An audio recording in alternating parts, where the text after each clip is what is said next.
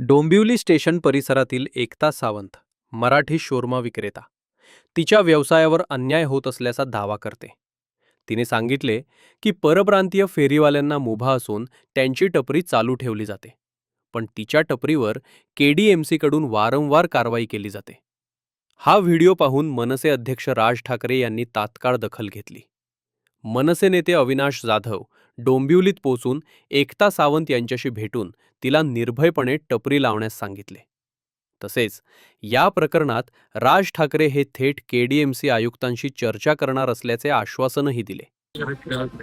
मी जेवढं सांगतो तेवढी सोपी प्रोसेस तुझी एक टपरी बनव, टपरी लाव, उद्यापासून रोज धंदा करायचा, काही अडचण नाही. राहू द्या आहेच. खूप जास्त गरज लागली तर मी स्वतः येईन तुझ्याकडे. थोडं सटका जातात, थोडं सटका, थोडं 1 मिनिट सटका. हे बघा, त्या लोकांनी टपरी कशी टाकली, अशी आडवी टपरी टाकली, ह्याला चिपको. हे एवढं जर आपण तोडलं आणि ही टपरी जर आत बसवली, हा मग मी इथं बसवते, त्याच्यावरती लाव, त्याच्यावरती लाव आणि एक माणूस इथं द्यायला ठेव. ठीक आहे. त्यांच्या कुठल्याही प्रॉपर्टीला हात लावायचा नाही, कुठलीही प्रॉपर्टी तोडायची नाही. जी आहे आता हा एवढा पॅच तर बिनकामाचा आहे, बरोबर आहे. बरोबर. एवढा पॅच मध्ये कशी काय बसवता येईल तेवढी बसवली. ठीक आहे. बाकी आयुक्तांची साहेब बोलतो. एकता सावंत म्हणते, परप्रांतीय फेरीवाल्यांवर कारवाई होत नाही, पण मला लक्षात घेऊन सतत त्रास दिला जातो. या घटनेमुळे स्टेशन परिसरातील मराठी व्यावसायिकांविरोधातील भेदभाव पुन्हा एकदा चर्चेत आला आहे. मनसे अध्यक्षांनी घेतलेली ही दखल पुढील दिवसात काय बदल घडवून आणते याकडे नागरिकांचे लक्ष लागले आहे. मनसेचे नेते या ठिकाणी आलेले, काय नेमकं कारण? कारण असं होतं की मी ह्या रस्त्यावरती 2 वर्षापासून स्टॉल लावतीये. एक छोटासा स्टॉल आहे माझा. तर मी ह्याच जागेवर फक्त 4 ठिकाणी फिरली. मला 4 लोकांनी माझ्यावरती कंप्लेंट केली. आता ही कंप्लेंट म्हणजे कशी, मी स्टार्टिंगला जो रस्ता स्टार्ट होतो तिथे गाडी लावत होती, तर बाजूच्या माणसांनी शाखा प्रमुखला कंप्लेंट केली. जेव्हापर्यंत माझ्या इथे गर्दी नव्हती तेव्हापर्यंत मला कोणी त्रास नाही दिला, पण जेव्हा माझ्या इथे गर्दी वाढली तेव्हा त्या लोकांनी मला त्रास द्यायला सुरू केला. इथे शाखा प्रमुख कडे जाऊन त्यांनी कंप्लेंट केली. शाखा प्रमुख कडून कुणाला कॉल केले असतील केडीएमसी वाल्यांना, त्यांनी माझा स्टॉल बंद केला. कोणते शाखा प्रमुख? इथे एक आहे बघा. हा बरोबर, ते मला नाही माहिती दादा, मला काहीच माहिती नाहीये. फक्त एवढंच की माझा स्टॉल बंद केला. आता तुम्हाला काय वाटतं किती दिवस माझा स्टॉल बंद केला असेल? 1 दिवस, 2 दिवस, पूर्ण 20 दिवस माझा स्टॉल बंद होता. मी रोज यायची, अशी हात जोडायची, दादा प्लीज माझा स्टॉल चालू करून द्या. मी माझ्या घरात एकटीच कमवणारी, कोणी माझ्यावर दया नाही केली, थोडीशी पण दया नाही केली. मी 20 दिवस रडली, हात जोडली, दादा मला चालू करून द्या. शेवटी एक विशाखा ताई करून आहे, ती मला बोलली की तू इथे लाव, जरा बघ इथे काय होतंय का नाही. तर तिने मला थोडीशी मदत केली. इथे लावली गाडी. कुठे? इथे याच्या पाठच्या लाकात.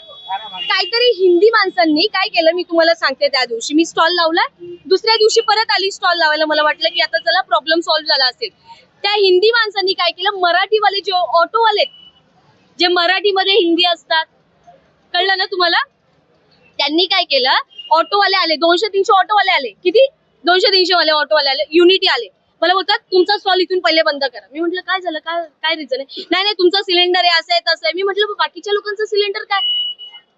हे जे रूल्स अँड रेग्युलेशन आहे ते मला फक्त लागू होणार का, बाकीच्या लोकांना लागू नाही होणार का? पालिकेमध्ये मराठी तरुणीला व्यवसाय करून दिला जात नाही. आता मला काय बोलला एक मराठी माणूस, काय बोलला जेव्हा मी या रस्त्यावर आली, मला काय बोलतो 30 वर्षापासून मराठी माणूस झोपलेला का? हा केली ना दादा, एक जागेवर नाही केली, खूप जागेवर केली. हा माझं म्हणणं काय, मी मला काय बोलले, परवा मी जेव्हा गेली 2 दिवसापूर्वी जे गेली मी वॉर्ड ऑफिसर कडे, तर मला वॉर्ड ऑफिसर काय बोलतो की 150 मीटरच्या आत कुणी गाडी नाही लावायची. 150 मीटरच्या आत कुणी गाडी नाही लावायची. सिलेंडर आहे तुमच्याकडे, स्फोट झालं. मी काय म्हंटल, माझ्या बाजूला फ्रँकीवाला आहे, त्याच्या बाजूला शोरमावाला आहे, हिचा 2 वडापाववाले आहेत, फ्रँकीचे 2 गॅस चालतात. हे कुठून आले? स्फोट माझ्याच इथे होईल. तुमची आता मागणी काय सांगा? मला दादा आले, दादानी खरंच मला खूप मदत केली. अविनाश जाधव जे आहे ते आमच्यासारख्या माणसांसाठी उभे राहणार आहेत. काल तुम्ही तर ऐकलंच असेल ते काय बोलले, बरोबर ना? मला काय बोलले, इथे तू टपरी टाक बोलले, इथे तू टपरी टाक. दादा बघा, माझ्याकडे पैसे नाहीयेत की टपरी मी लगेच उभं करेल. मला कुठून तरी लोन घ्यावं लागेल, कर्ज घ्यावं लागेल, मग मी टपरी उभी करेल आणि मी टाकेल. पायावर चाकू पडलाय घाबरून, इथून फोटो काढेल का तिथून फोटो काढेल का, पायावर चाकू पडलाय, उभं राहता येणार तुम्हाला दाखवून देते ही खोल जखम आहे. तुमच्याकडनं पालिकेने काय पैसे मागितले का? कारण तुम्ही मी ते सांगितलं सांगते. 300 रुपये दिलेत हा, तर तेवढं मी एका मी वाक्यात. तुम्हाला एक सांगते.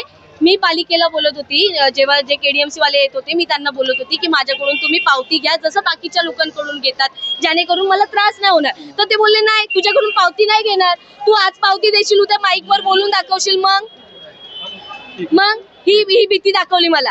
हे बघा, पैसे घेतात, ज्यांचे मी नाव नाही सांगणार, सर्वांचे पोट आहेत. माझं लास्ट म्हणणं काय आहे माझं, हे जे सर्व जे कमवतात ना, हे लोक जे सर्व जे कमवताय ना, सर्व बिनधास्त कमवा, सर्वांना पोट आहे, तुम्ही करा.